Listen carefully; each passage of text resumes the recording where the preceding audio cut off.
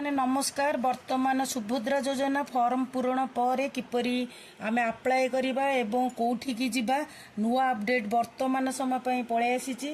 तेणु करी आमर जदि सुभद्रा योजना फॉर्मटा पूरण करबा को जिबा पूरण करबा पूर्व जदि आमर आधार लिंक न होइथिबो फोन नंबरटी ताहले मध्य आमे पूरण करि परिबा। वर्तमानर नुआ अपडेट आसीची। तेणु करी आमे वर्तमान ए फॉर्मटा को पूरण करि सारिबा परे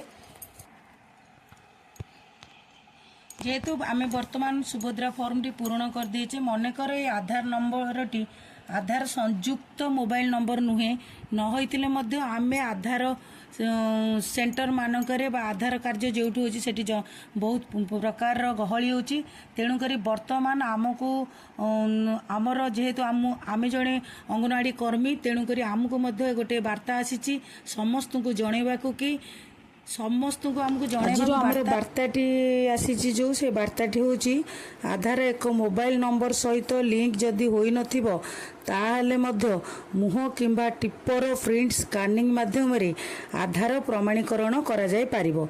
तेणु सुभद्रा फॉर्म दाखल पई मोबाइल नंबर गुडी को आधार सहित लिंक करबा को व्यस्त न होई बा गहली न करी बिना फोन नंबर लिंक रे बिना फोन नंबर लिंक रे मध्य आपण आवेदन पत्रटा पूर्ण करी दाखल करि परिबे।